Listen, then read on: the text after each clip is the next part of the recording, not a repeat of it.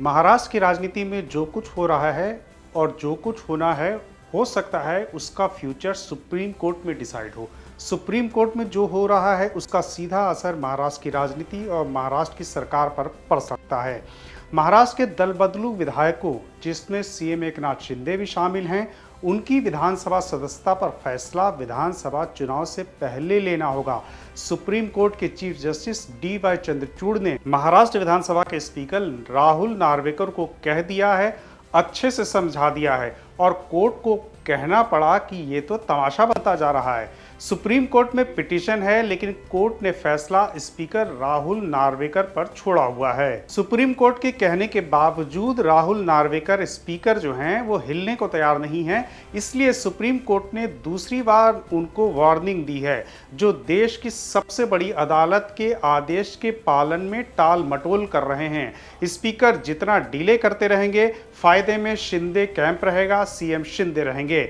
वैसे supreme court में जो हो रहा है और जो कहा जा रहा है जजेस की तरफ से, वो शिंदे और उनके गुट के विधायकों के लिए किसी झटके से कम नहीं है। मामला महाराष्ट्र के उन विधायकों का है जिन्होंने शिवसेना से दल बदल किया था, मतलब पार्टी तोड़ दी थी। शिवसेना तोड़कर एकनाथ शिंदे ने बीजेपी से गठबंधन कर लिया और पीछे पीछे कुछ महीने बाद अजीत पवार भी एनसीपी तोड़कर बीजेपी और शिंदे के साथ जा मिले। एकनाथ शिंदे महाराष्ट्र के सीएम हैं, अजीत पवार डिप्टी सीएम हैं और कभी सीएम रह चुके बीजेपी के देवेंद्र फडणवीस शिंदे के नीचे डिप्टी सीएम हैं। सुनील प्रभु वर्सेस विधानसभा स्पीकर और जयंत पाटिल वर्सेस विधानसभा स्पीकर, सुप्रीम कोर्ट में दोनों केस पर एक साथ सुनवाई चल रही है।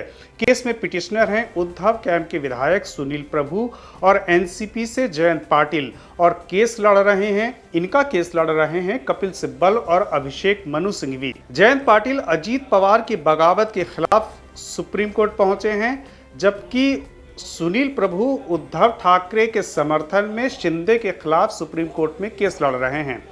फिलहाल स्पीकर राहुल नार्वेकर पर प्रेशर है उन 16 विधायकों की अयोग्यता का केस क्लियर करने का जो शिवसेना से अलग हुए थे। अयोग्यता मतलब पर विधानसभा सदस्यता खत्म हो जाएगी।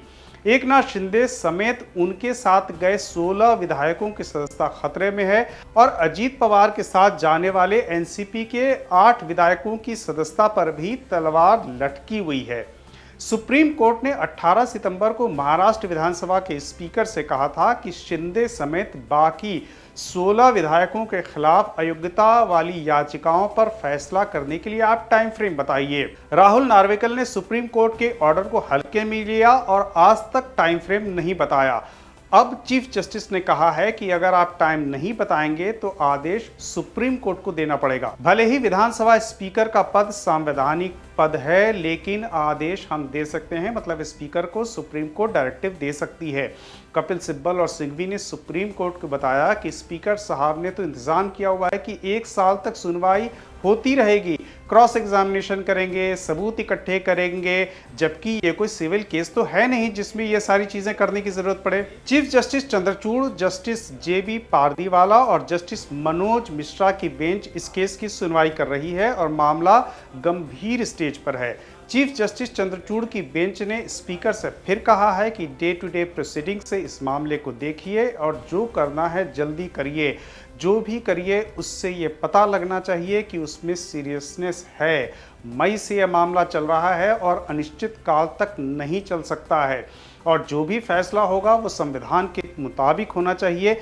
इसके विपरीत फैसला होने पर सुप्रीम कोर्ट की व्यवस्था को माना जाएगा।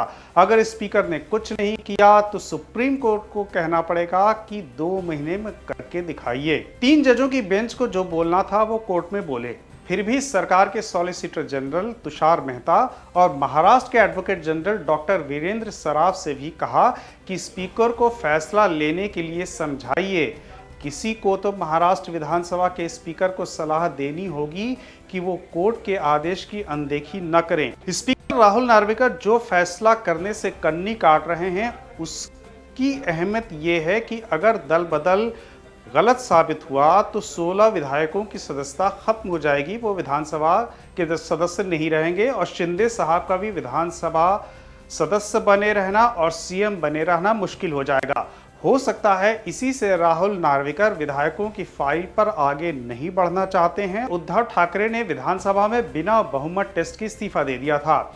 सुप्रीम कोर्ट में केस शुरू हुआ, शिंदे बाजी हार रहे थे, लेकिन उतावलेपन में इस्तीफे वाली गलती से उद्धव ठाकरे बाजी हार गए।